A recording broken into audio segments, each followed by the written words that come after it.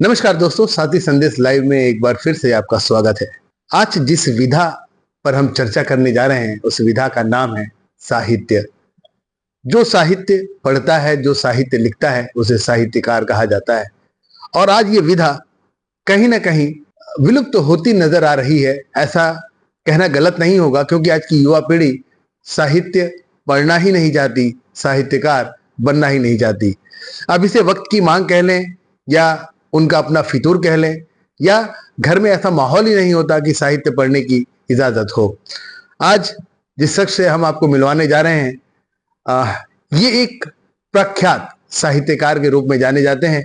शायद आपने पहचान लिया होगा, इनका नाम है डॉक्टर माणिक विश्वकर्मा जी। आपका बहुत बहुत स्वागत है सर। धन्यवाद संतोष जी। सर, सबसे पहले तो हमारे दर्शकों को हमने सिर्फ आपका नाम बताया है, एक परिचय हम आपसे जानना चाहेंगे।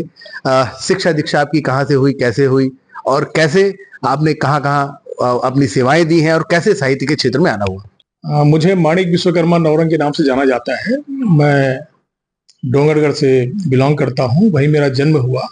दिग्विजय महाविद्यालय राजनांदगांव से मैंने बीएससी किया। Government arts and science college Durg से मैंने एमएससी किया।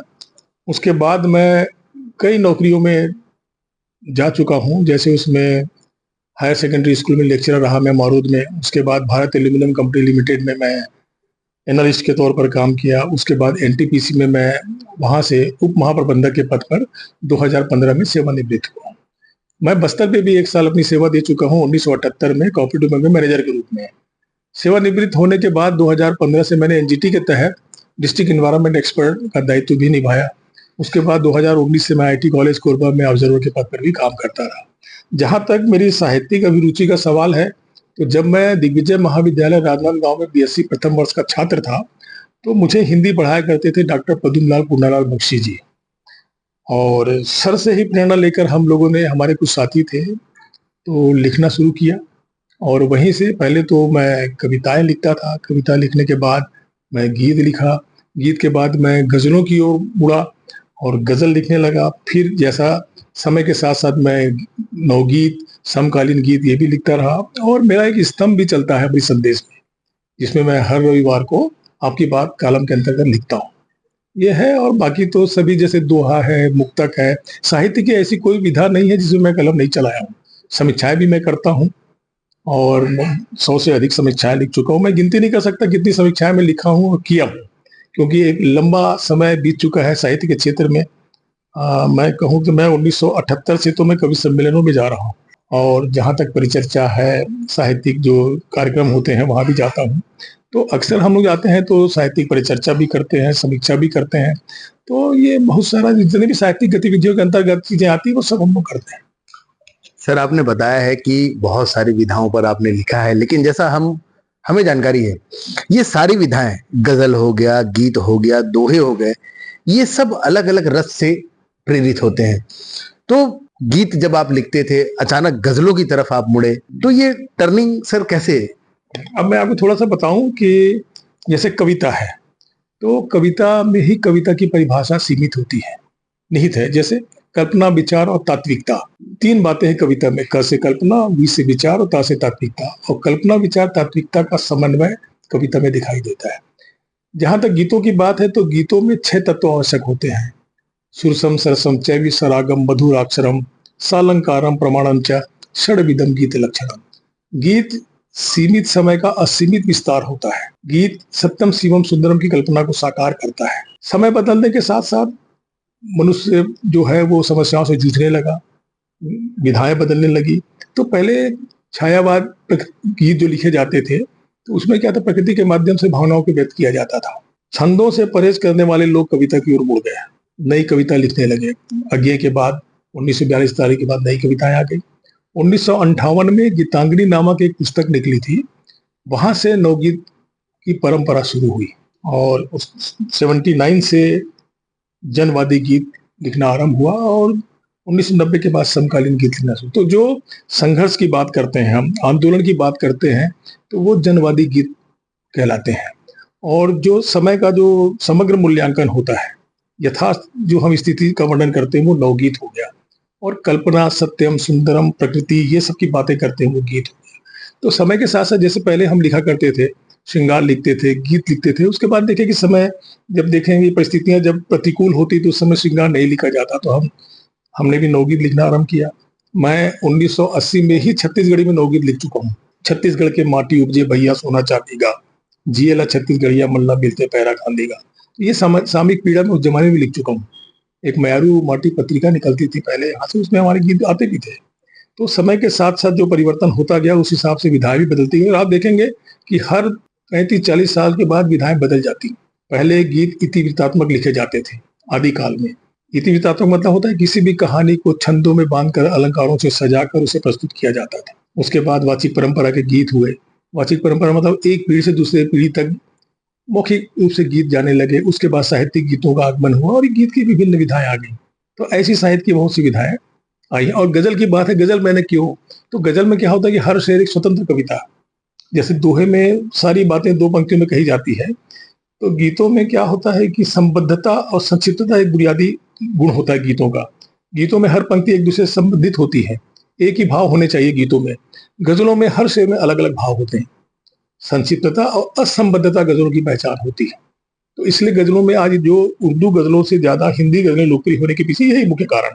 और जो लोग बोलते हैं ना कि ये जो गजलें हैं वो मुसलमानों की, ऐसा कुछ नहीं। 1728 में गजल का नामकरण हुआ।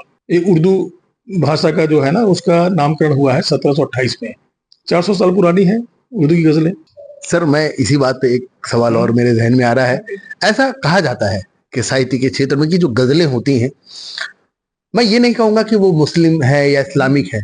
मैंने जो सुना है, मैं यही आपसे पूछना चाह रहा हूं कि गजलों में उर्दू शब्द का समावेश गजलों के वजन को बढ़ाता है, ऐसा कहा जाता है। कहां तक सच है? नहीं, होता क्या है, देखो गालिब साहब का एक अच्छा शेर है कि बलाएं जा है गालिब उसकी हर बात, इबारत क्या, इशारत क्या, अदा क्या। और गालिब साहब के यही जो 3 शब्द हैं, इबारत, इशारत और अदा, ये गजल के बुनियादी तत्व हैं। भाव पक्ष, कला पक्ष है, इसमें प्रतीक बिंब है और आपके पढ़ने का अंदाज है। ये गजल की जरूरत, ये बुनियादी चीजें हैं, भर में लिखी जाती है गजल में। और ऐसा नहीं, मैंने आपसे कहा है कि भारी भरकम शब्दों से कविता की खूबसूरती नहीं निखरती। कविता की खूबसूरती, जैसे बोलते हैं ना कि खुशबू होना जरूरी होता है फूल में, सुंदरता जरूरी नहीं है, खुशबू होनी चाहिए उसमें।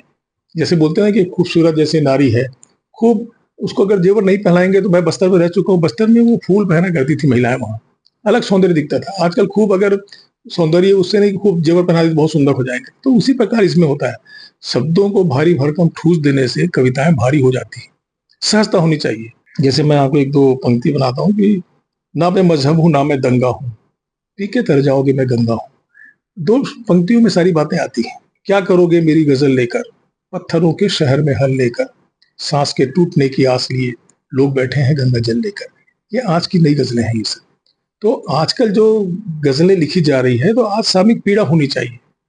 गजलों में भारी शब्दों का प्रयोग नहीं किया जाता। मैं ऐसे अगर मैं शब्दों का प्रयोग करके गजल लिख दूंगा कि आपके पल्ले नहीं आएगी, तो लोग क्यों पढ़ेंगे। आपको ये बता रहा हूँ कि आज पाठकों की संख्या में जो गिरावट आ रही है, धीरे धीरे साहित्यिक पत्रिकाएं बंद हो रही हैं।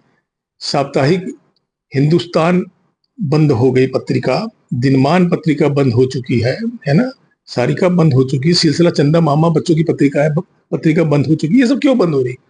क्या होता है कि पाठक क्या चाहता है, पाठक की मानसिकता के अनुरूप, उसकी जरूरत के अनुरूप अगर हम चीजें ये करते हैं तब तो पढ़ेगा वो।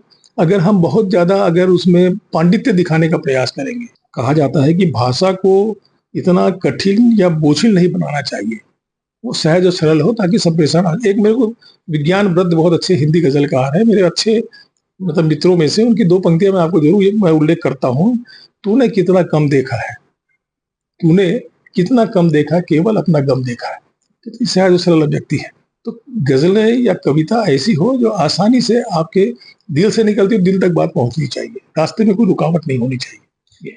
दोस्तों, सुना आपने शब्दों का चयन, गीत हो, गजल हो, कविता हो, इनमें बहुत ही सहज शब्दों का इस्तेमाल अगर आप करेंगे तो गीत बखूबी अपनी छाप हर एक के जहन में छोड़ता है। लेकिन जैसा कि सर ने कहा कि उर्दू, तो उर्दू में भी भारी शब्द नहीं होते हैं।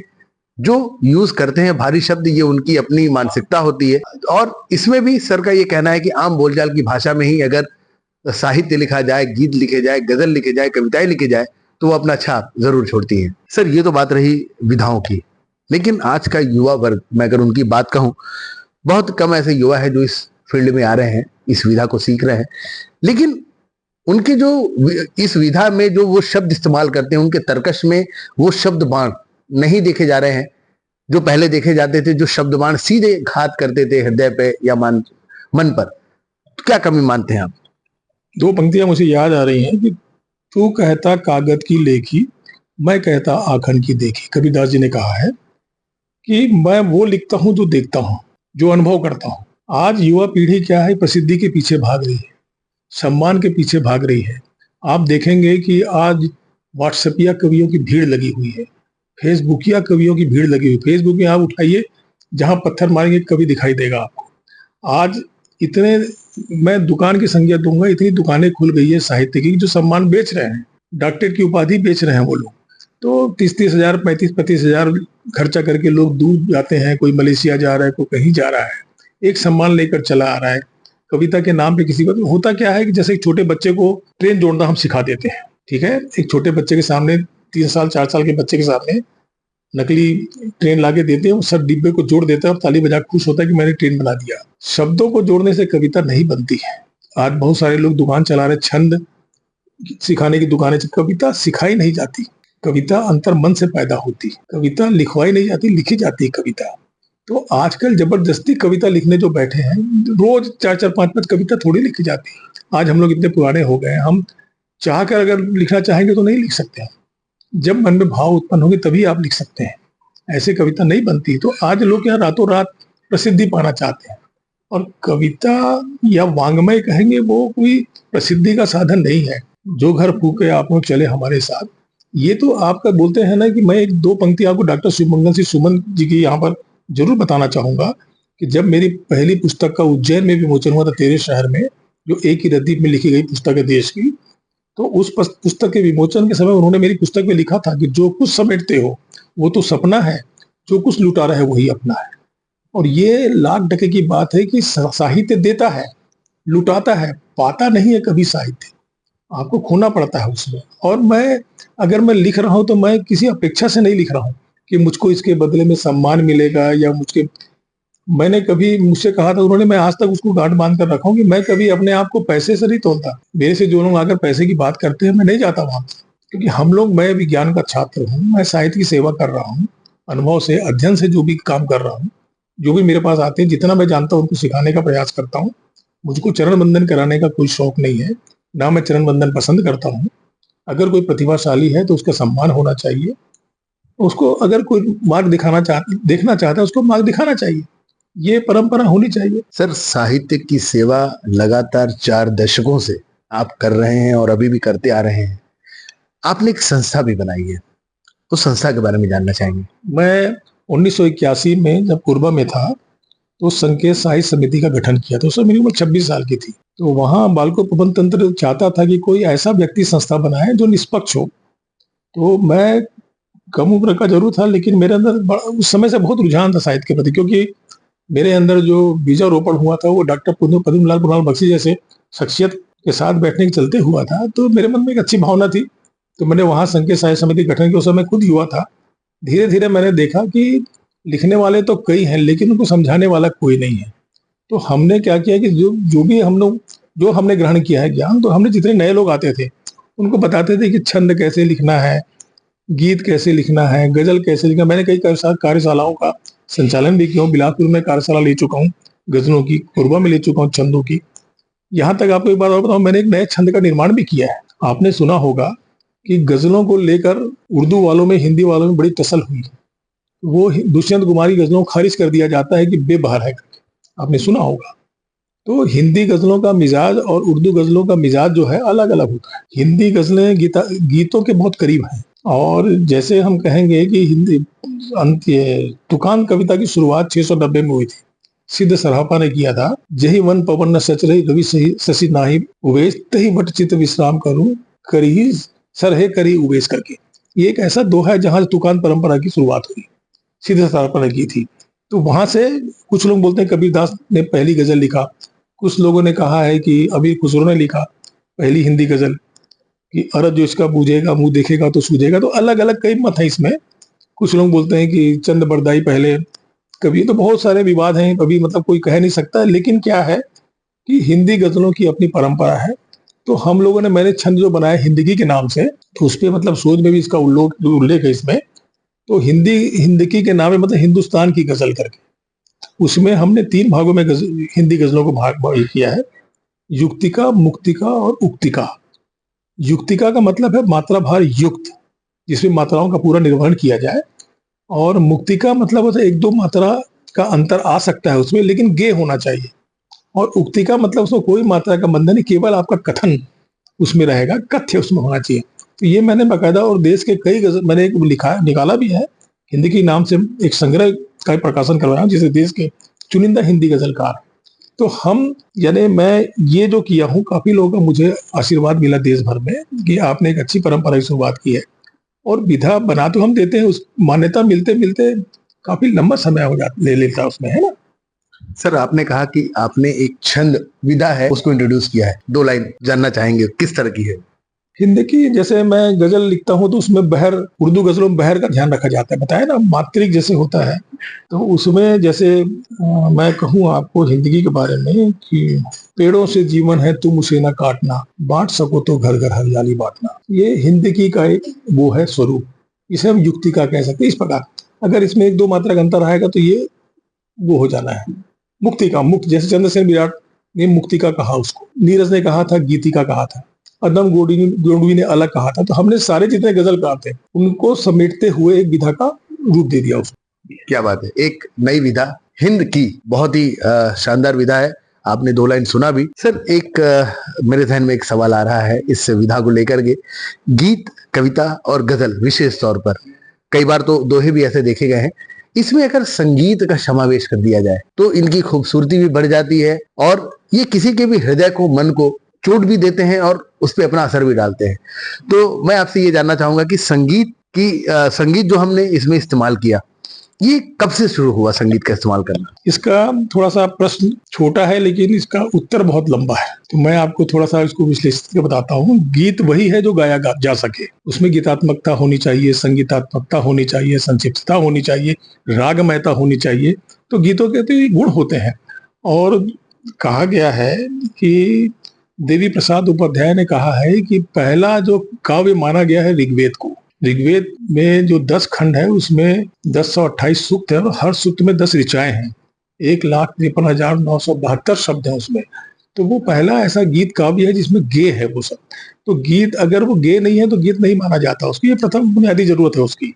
और संगीत तो हमारे यहाँ बुनियादी आरंभ से संगीत की उत्पत्ति जो हुई है, तो पंडित दामोदर पंडित ने कहा है कि संगीत के सुरों की उत्पत्ति पशु पक्षियों से हुई है। एक मैं आपको 2 पंक्तियां बताता हूँ कि मोर, चातक, बकरा, कौवा, कोयल, मेंढक, हाथी 7 सुरों के प्रवर्तक है सुर रचना के साथी। तो ये सारे ग म प ध नि जो है ना, ये पशु पक्षियों से इसकी उत्पत्ति हुई है। और सुर से शब्द, ठीक है, सुर से शब्द, शब्द से अक्षर, अक्षर से वाक्य, वाक्य से भाषा और भाषाओं से विविध विधाएं पैदा हुई हैं। आदि काल में जब मनुष्य के पास कोई मतलब संप्रेषण का साधन नहीं था तो वो स्तूप स्वर का प्रयोग किया करता था, हा, हे, हो, हा, हुम, हा, या, ला, इस प्रकार के शब्दों का। और इससे जो मंत्रोच्चार किए जाते थे उसे सामगीत कहा जाता था। तो संगीतात्मक तो हमारे यहाँ शुरू से ही जो प्रकृति, एक मतलब बोले कि एक लय में चलती प्रकृति, संगीत वहीं से है। अगर प्रकृति लय में नहीं होगी तो सब संतुलन बिगड़ जाएगा। तो संगीत बद्ध तो जीवन भी एक संगीत के साथ चलता है।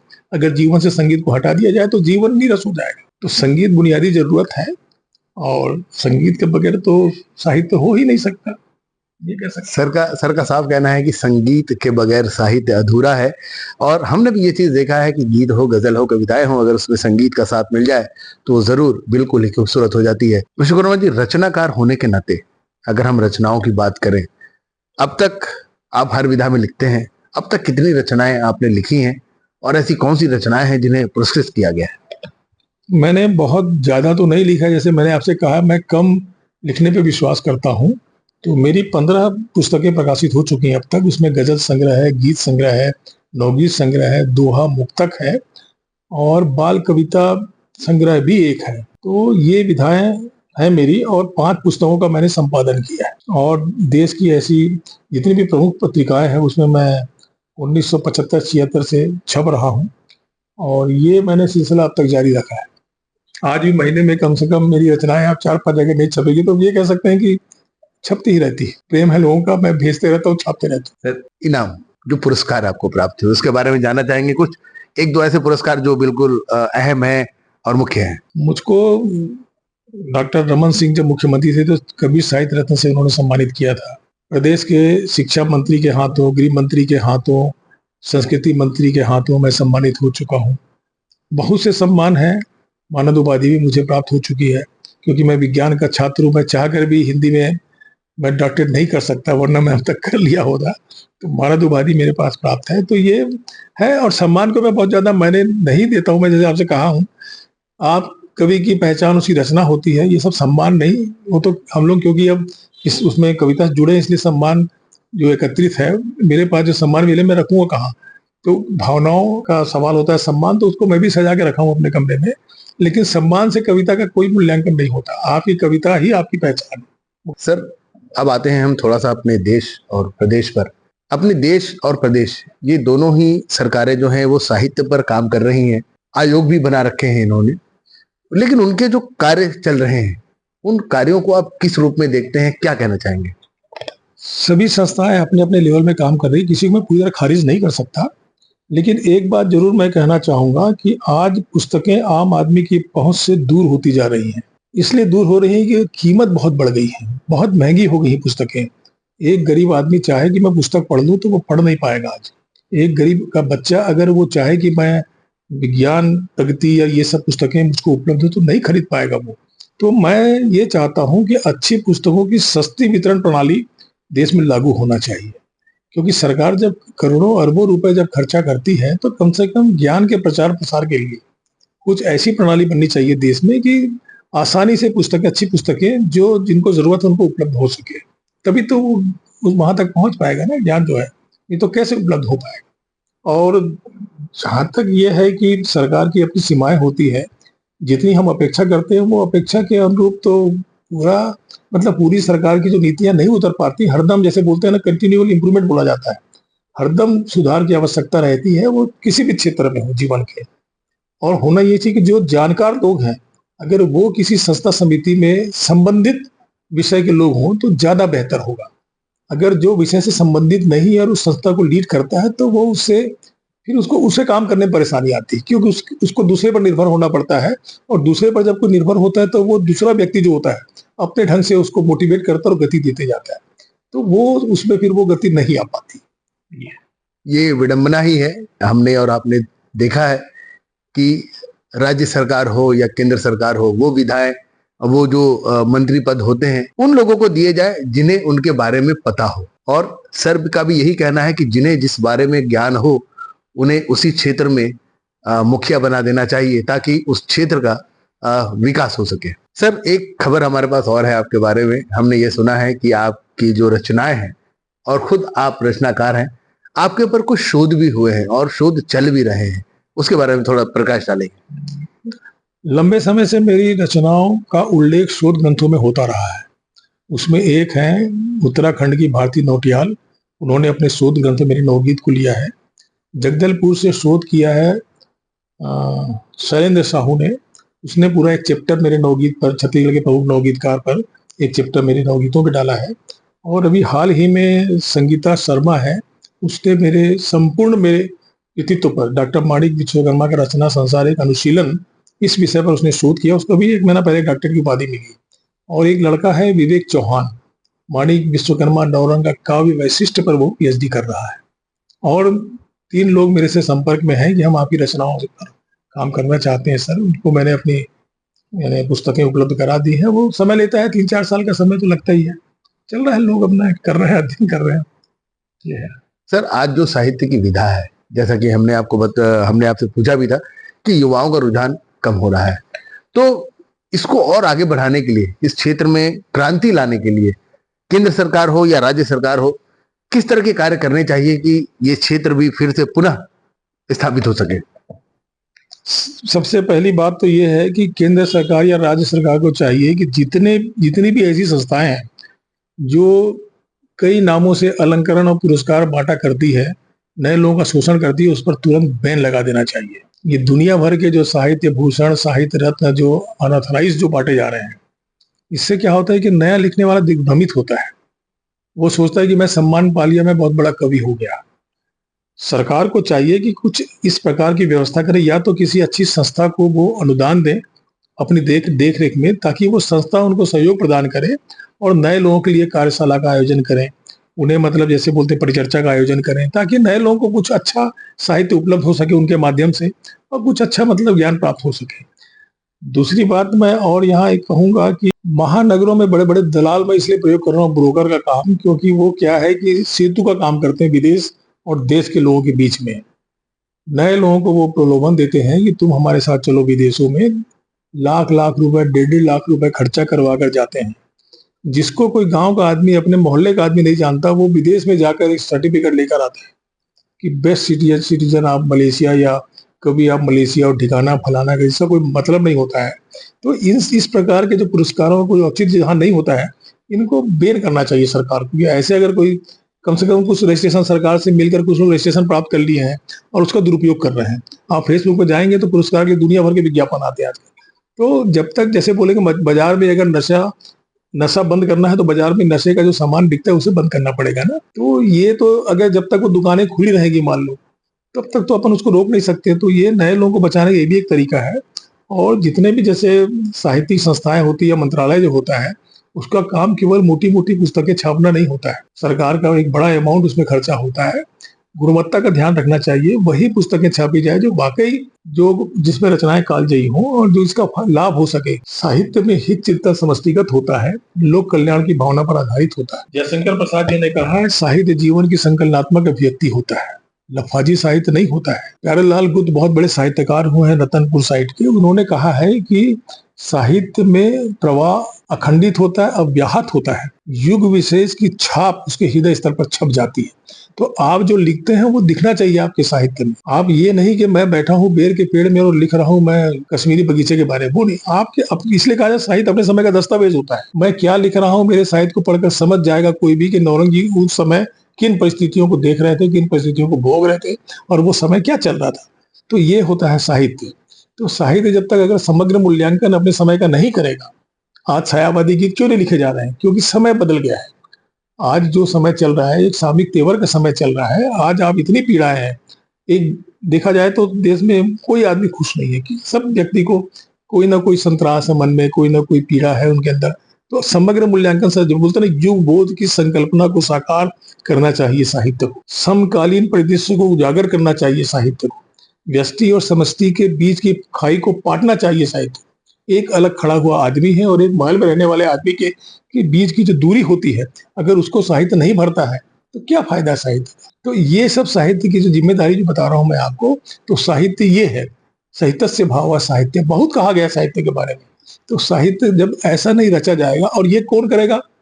जिसके पास बोलते हैं ना कि समर्थ को, जो सामर्थ्यवान है वही कर सकता है। सामर्थ्यवान आज कौन है? जो संस्था साहित्य के जो पीठासीन है, जो हमारे यहाँ बड़े बड़े पदों बैठे, मंत्रालय बैठे, उनके पास पावर है। तो उनको इस प्रकार से कुछ अच्छे लोगों को लेकर, अच्छे लोगों की सह समिति बनाकर इन सब कामों को अंजाम देना चाहिए।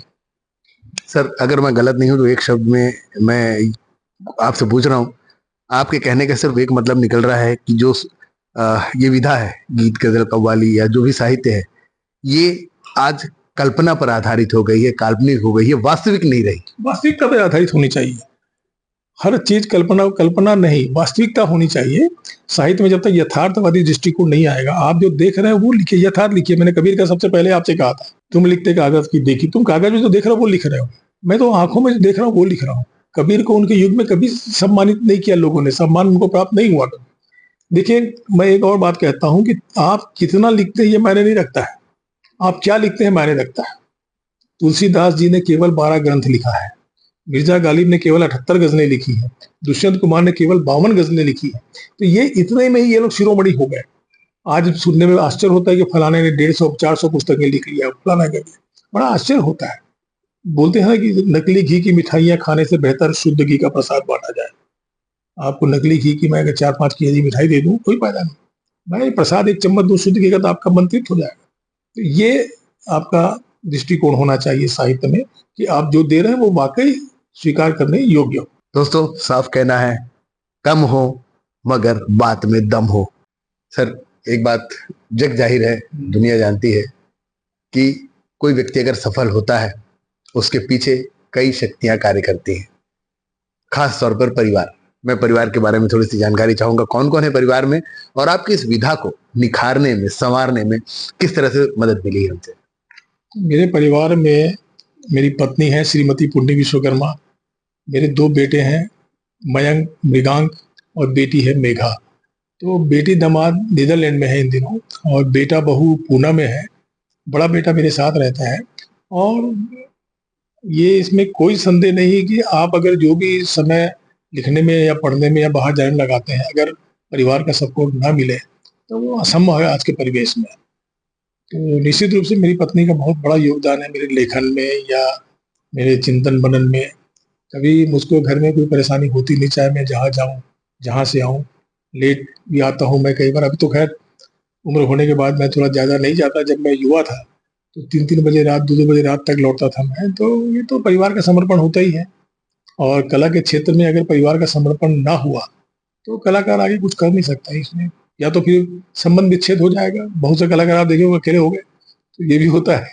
दर्शकों, सर ने भी साफ साफ बताया है कि जो सफल व्यक्ति होता है उसके पीछे एक पत्नी का हाथ जरूर होता है, और ये यहाँ भी साबित हो रहा है। दोस्तों, ये थे हमारे साथ में मानिक विश्वकर्मा जी, जो एक साहित्यकार हैं और साहित्य की हर विधाओं में अपना लोहा मनवा चुके हैं। और इनकी लेखनी की अगर बात करें तो उस पर शोध कार्य भी किया जा रहा है, और इन पे खुद पे एक साहित्यकार होने के नाते इन पर भी शोध किया जा रहा है। तो ये गौरव की बात है, और इनका रहना भी छत्तीसगढ़ में होता है, तो छत्तीसगढ़ की विभूतियों में भी हम इन्हें गिन सकते हैं। और ऐसे विभूतियों से हम आपको जरूर मिलवाना चाहेंगे हमारे अगले एपिसोड में। तब तक के लिए बने रहिए हमारे साथ और देखते रहिए साथी संदेश लाइव। सर, आपका बहुत बहुत धन्यवाद हमसे जुड़ने के लिए। धन्यवाद, धन्यवाद, बहुत बहुत धन्यवाद।